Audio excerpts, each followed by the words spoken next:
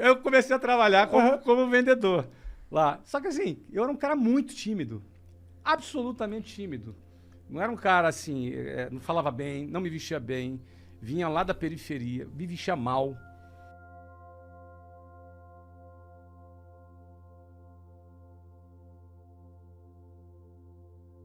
Eu já chegava para trabalhar às 8 horas da manhã, a minha jornada começava às 5h30 da manhã. Porque para chegar às 8 eu tinha que sair de casa às 5h30 para andar até o ponto de ônibus, chegar lá às 5h40, pegar o ônibus lotado e 2 horas, 2h10 na Avenida Brasil. Que dentro do ônibus é o quê? É um cara do teu lado aqui, outro cara com sovaco na tua cara, outro cara se esfregando atrás de você. Calor, já chegava no escritório 8 horas da manhã, cansado, suado, amassado. Então assim, tu já chega assim, meio fedidão. E aí chegava um cara que morava 15 minutos ali do centro, arrumadinho, cheirosinho, sentava do meu lado, bom dia, e a gente ia competir.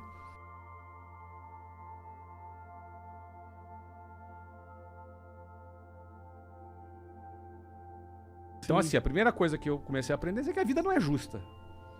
Ela não é justa. Eu já começava 2h30 ralando, o outro já começava 15 minutos. Aí, diante da vida não ser justa, vou fazer o quê, cara? Vou me lamentar, vou protestar, vou fazer uma greve. Cara, eu tinha que ralar mais, eu tinha que tirar essa diferença de algum jeito. Se é justo ou não é, paciência. O ponto é o seguinte, eu não quero ficar para trás. Era muito interessante que vendas, foi a ferramenta que eu aprendi, cara. Venda é um negócio que te dá a possibilidade de você fazer o ganho que tu quiser. Eu ganhava, para você ter ideia, aos 22 anos, eu ganhava R$7.000. Então, se tu for um cara que tem fome e está disposto a trabalhar, eu trabalhava 15 horas por dia. Agora, eu pensava o seguinte, se eu bater as minhas metas, se eu fizer o que eu tenho que fazer, tinha um plano de carreira nessa empresa. Eu falei, cara, vou dar o meu tudo aqui para chegar lá. Eu trabalhei 4 anos nessa empresa. Aí tive uma carreira de vendedor, depois fui gerente de vendas, fui diretor de vendas, cheguei a trabalhar em outras cidades, fui assim um cara bem sucedido como vendas. Chegou um ponto que eu quis fundar a minha própria escola e em 1995 foi a oportunidade o momento que eu achei que era oportuno. Eu comecei do zero em janeiro de 94, em dezembro de 94 eu saí. Não tinha tempo de juntar uma grana suficiente para abrir um negócio, mas aquele era o meu timing. Era o meu momento. Na época também, várias empresas internacionais tinham desembarcado no Brasil, então você tinha empresas de petróleo. Tinha feito isso também. Isso, mas na época foi do governo lá do Fernando Henrique. 1994, quando o real... é Fernando Henrique. Itamar e Fernando Henrique, exatamente. Que nessa época aconteceu o quê? Eles quebraram o monopólio de telecomunicações, aí vieram várias empresas do exterior para o Brasil, e foi a época que o inglês passou a ser percebido como fundamental, porque com a entrada das multinacionais, o inglês era garantia de emprego. Inglês era garantia de emprego. Então, antigamente era assim, quando eu vendia inglês, olha, no futuro o inglês vai ser importante.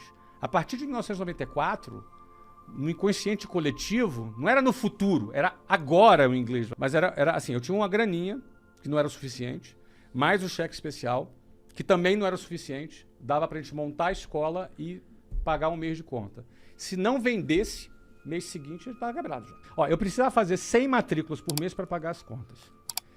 Isso pode parecer uma loucura e por isso eu não recomendo que ninguém abra negócio com cheque especial. Mas eu já tinha muito know-how de vendas, eu tinha 4 anos de vendas. E eu sabia fazer isso, entendeu, Monark? Como que é o segredo de captar um aluno? A metodologia que a gente utilizava, para cada aluno que se matriculava, ele indicava alguns amigos dele. E a gente ia conversando com essas pessoas, ia batendo papo com essas pessoas, convidava para ir na escola, as pessoas iam e se matriculavam. E o aluno que indicava ganhava desconto? Ele tinha algum benefício para fazer isso. Então, isso fazia com que a gente, sem grana, conseguisse atrair alunos ali já no início. Agora, era um trabalho de formiguinha, entendeu? Até porque a gente não tinha dinheiro, não tinha nada. Agora, a gente tinha essa técnica. E a gente, através dessa técnica, matriculou muita gente. Eu tinha um amigo que era um cara pedagógico, eu convidei ele para ser o nosso primeiro coordenador pedagógico e desenvolvi com ele o produto, apesar de eu não falar inglês na época. E aí o que acontece? Esse cara desenvolveu o produto, só que ele desenvolveu a metodologia em cima do produto que eu briefei para ele, dei um briefing para ele, que eu queria um produto para adultos, que fosse rápido, que não ficasse muito focado em gramática, porque os cursos de inglês existentes, mas na época era muito focado em gramática, formava professor de inglês, não é? E a gente pensava o seguinte, nosso aluno era o quê? Era um médico, um engenheiro, um advogado. Quer falar. Ele não quer ser professor de inglês, Exato. ele quer falar. Então, essa proposta foi a WhatsApp que trouxe. Em Legal. 1995 isso não existia. Depois todo mundo veio atrás. Assim, nos 10 anos depois, o pessoal veio atrás. Então a gente trouxe uma metodologia para o cara conseguir falar, conversar, responder um e-mail, participar de uma conferência. Sim, sim. Esse é que o mercado precisava, em vez de ficar 8, 9, 10 anos numa escola de inglês. A gente foi muito criticado, porque a gente foi disruptivo.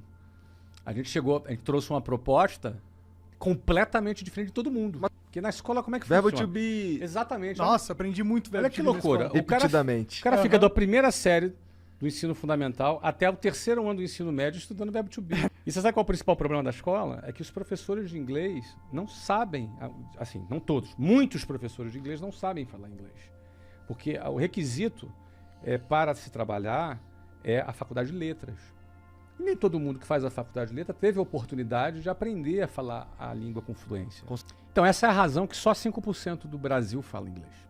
Qual é a nossa expectativa? Se você tem uma filha. Agora, por mais a filhinha queridinha, que você cuida bem, que você trata bem, mas qual é a tua expectativa quando ela faça seus 25, 20 anos? Seja completamente independente de qualquer porra. Completamente independente. Entendeu? Casando ou não casando, você quer que ela seja independente. Então, a mesma metáfora é essa. Eu quero que a venda de uma empresa é a emancipação de um filho. Porque esse é um negócio interessante. Eu lembro que quando eu vendi a WhatsApp, algumas pessoas me perguntaram assim, pô, mas Flávio, estava indo tão bem, né? O que aconteceu? Ah, acharam que era ruim você ter vendido? Exatamente. A primeira coisa que as pessoas associam quando alguém vende uma empresa, assim, alguma coisa deu errado. Concorda? Uhum. Então, essa é muito de cultura, não é? E nos Estados Unidos não é assim que funciona. Na Em verdade, muitos é países pelo não é contrário. assim. Se alguém te fez uma oferta pra comprar, É porque o teu negócio porque- foi tão bem sucedido, né? Que há interesses estão olhando. As pessoas estão olhando, o mercado está olhando. A venda de uma empresa é assim. Você criou uma coisa do zero, que não valia nada, sem dinheiro, duro. E essa coisa ganhou valor, se tornou valiosa. gerou valor. Gerou valor, geração de valor, né? Olha aí o trocadilho, né? A ponto de alguém olhar para aquilo e querer te pagar uma bolada naquilo. Então isso é um sinal de êxito de um projeto que você está fazendo. Não é? Então, agora, apesar de eu ser tão pragmático assim, rola um pouco assim também de apego e às vezes até uma crise de culpa até você entender o que está acontecendo. Não é? A gente recebeu uma proposta muito boa. 3 meses depois que eles compraram, o fundador faleceu. Entendi. Aí teve um problema de sucessão. A gestão do bagulho foi pro espaço Aí primeiro. ficou num limbo, entendeu? E até que os filhos não tinham interesse no negócio, decidiram vender. Depois os filhos botaram para vender. Ele levou mais 1 ano e 3 meses de limbo. Aí a rede ficou num limbo, aí a performance caiu. Gente que estava abrindo decidiu não abrir. O pessoal ficou preocupado, os franqueados ficaram preocupados e tal. Passou por esse processo todo. Aí um fundo comprou.